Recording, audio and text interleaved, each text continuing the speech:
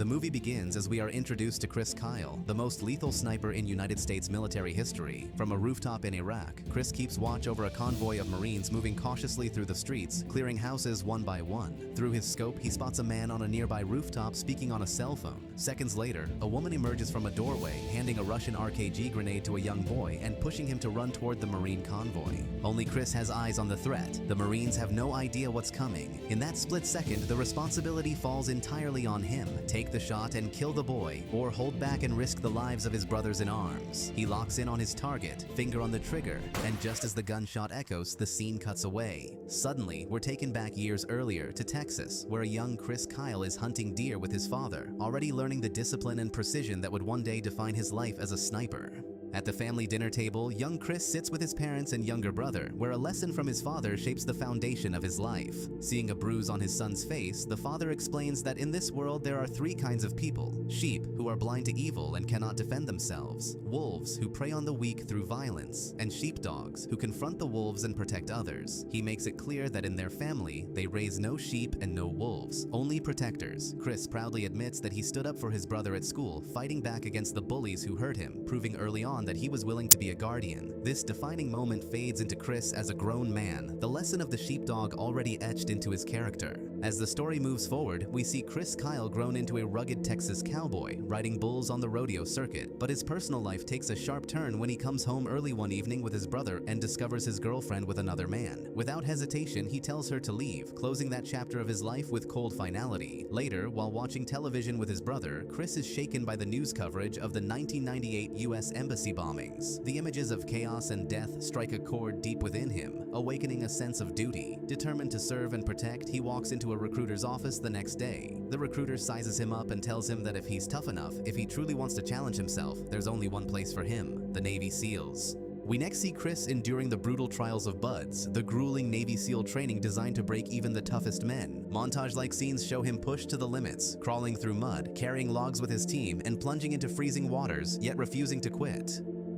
After surviving the ordeal and officially becoming a SEAL, though still awaiting sniper school, Chris finds himself in a bar, unwinding. It's there he meets Taya, a sharp and spirited woman who quickly catches his attention. Their conversation begins with her admitting she would never date a SEAL, calling them arrogant and full of themselves, but Chris's calm confidence and genuine nature make an impression. Despite her words, she can't help but feel drawn to him, setting the stage for a relationship that will soon play a major role in his life. Chris soon begins his specialized sniper training, honing the patience and deadly precision that will define his career. At the same time, he takes a chance with Taya, calling her to ask her out. Their first date shows them walking together along a pier, enjoying the simple company of one another. As their relationship blossoms, Chris continues both his training and his time with Taya, balancing the discipline of becoming a sniper with the tenderness of new love. One day, while the two are together, their world changes forever. News broadcasts show the terrorist attacks of September 11th, leaving them stunned and silent. Not long after, Chris and Taya marry, with Chris proudly wearing his SEAL insignia, proof he has completed the hardest training of his life. Surrounded by friends and fellow SEALs, the celebration is interrupted when his teammates receive a call. They are being deployed to war.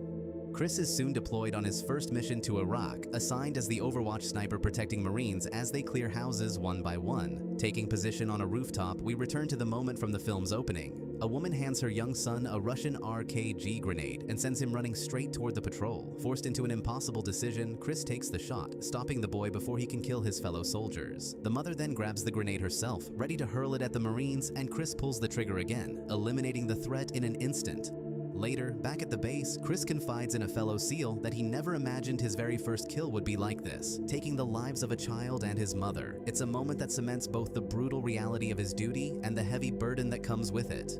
Chris continues his deadly watch over the Marines patrolling the streets. Through his scope, we see enemy fighters fall one by one, each shot precise, each target neutralized before they can harm his brothers on the ground. A vehicle packed with explosives races toward the convoy, but Chris stops it with a clean shot to the driver's head. Moments later, he spots a man burying an IED in the street and another aiming a weapon at the Marines. Both are taken down in seconds.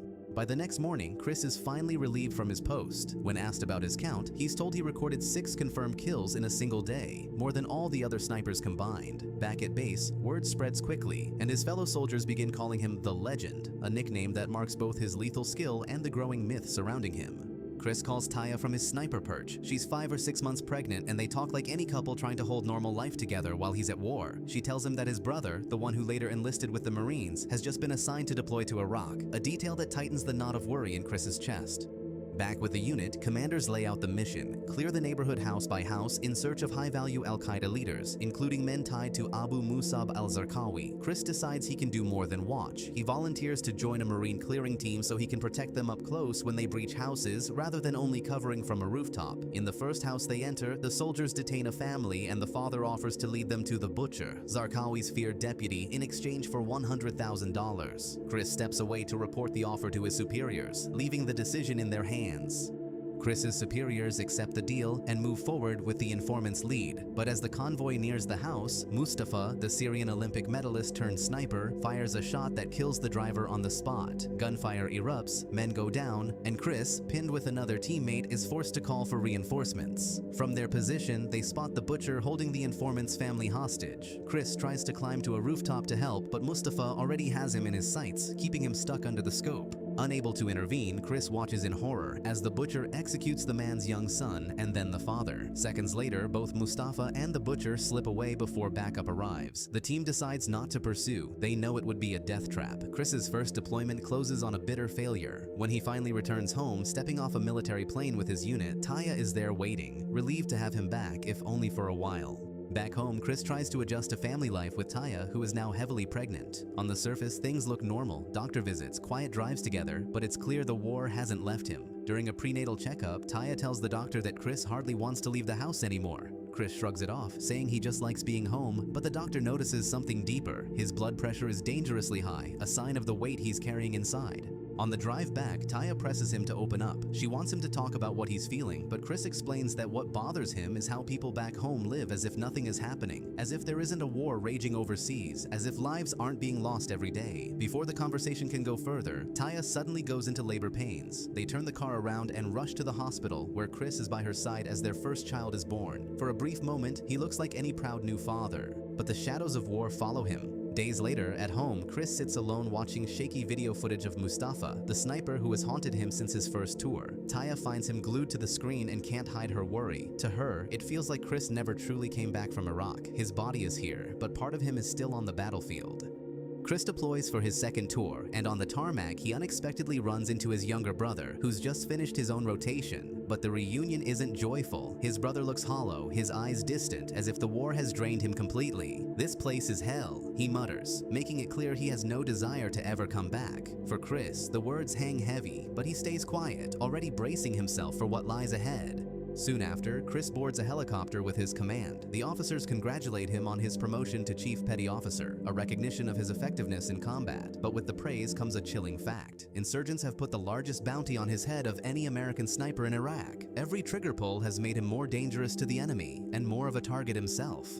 Now part of a specialized unit tasked with hunting down the butcher, Zarqawi's ruthless lieutenant, Chris and his men set up an overwatch inside a local family's home. At first, the father plays the role of host, even inviting them to share a meal. But Chris notices something odd. The man's elbow is raw and bruised, as if he's been kneeling on concrete too long. Stepping away under the excuse of washing his hands, Chris notices something off in one of the back rooms. He lifts a rug from the floor and uncovers a hidden pit, packed with rifles, ammunition, and explosives. In that instant, any doubt vanishes. The man has been supplying weapons to the insurgency, right under their feet. Under pressure, the father confesses and agrees to cooperate. Chris orders him to approach a nearby restaurant where the butcher is believed to be hiding. The man knocks, and as the doors swing open, chaos erupts. Gunfire explodes from inside, Marines storm forward, and the street turns into a war zone. In the chaos, the butcher tries to make a break for it, climbing into a vehicle to flee. But before he can escape, the car is riddled with bullets and detonates in a fireball, killing one of the most feared insurgent leaders in Iraq. For Chris and his team, it's a critical victory, but the hunt and the war is far from over.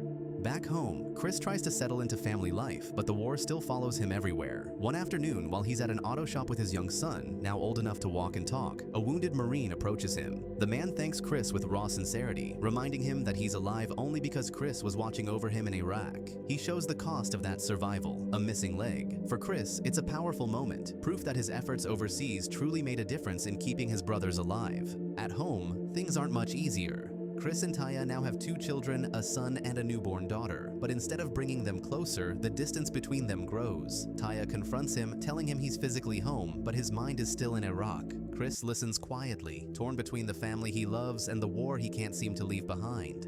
Chris returns for his 3rd deployment, and this time the hunt narrows in on Mustafa, the deadly Syrian sniper. The mission takes a brutal turn when Mustafa's shot rips through Ryan Biggles' job, gravely wounding him. The team rushes him back to base for evacuation, the urgency in their faces showing just how dangerous every second in the field has become. Despite the loss, the unit decides to push forward. The trail on Mustafa is too hot to abandon. But war doesn't forgive. During another firefight, Mark Lee, one of Chris's closest teammates, is fatally struck. The grief hits Chris hard. Later, he boards a military transport plane, the silence heavy as rows of flag-draped coffins surround him. Mark's among them. Back home, he attends Mark's funeral with Taya by his side, the pain of losing a brother in arms carved deeply into his expression. Chris visits Ryan Biggles' job in the hospital, who is recovering after the shot to his face. The injury has left his vision badly damaged, and doctors aren't sure how much he'll recover. Chris, still restless, tells him that he plans to go back to Iraq, convinced he has to keep fighting and finish the job. Biggles, though, warns him against it, telling Chris that he should think about stepping away before the war takes everything from him, too.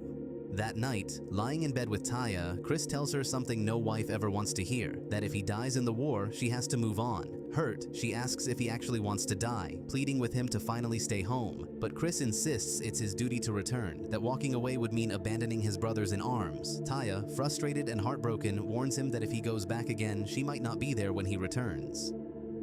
Back in Iraq, Chris is devastated to learn that Ryan Biggles' job has died during surgery to repair the injuries from his sniper wound. Soon after, Chris's unit is tasked with their most dangerous mission yet: eliminate Mustafa, the Syrian sniper who has been picking off US combat engineers as they work on a barricade. From a rooftop deep in enemy territory, Chris finally spots Mustafa after he takes down another Marine. With nerves of steel, Chris lines up a shot at nearly 2,100 yards, over 2 kilometers, and pulls the trigger. The bullet finds its mark, killing Mustafa, but the shot also exposes their position.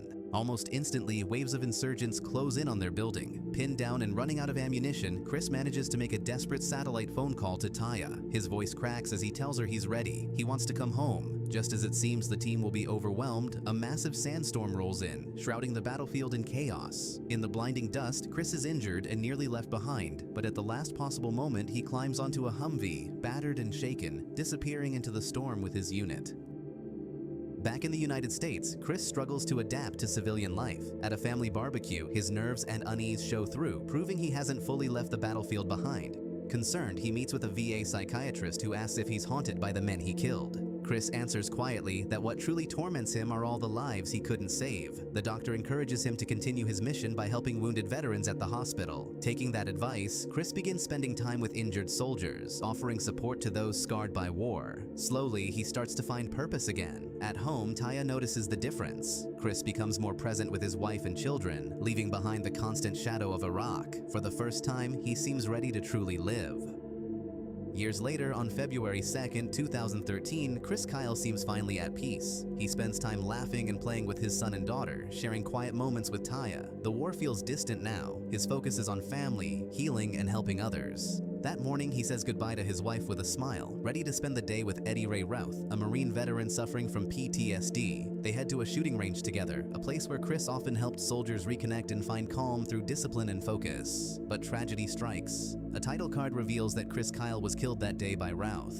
The film closes with real footage from his funeral procession. Miles of people standing along highways, waving flags, paying respect to a man who had become both legend and symbol. Inside the packed memorial service, the silence says everything. The most lethal sniper in US history had survived war, only to be taken by the very demons it left behind.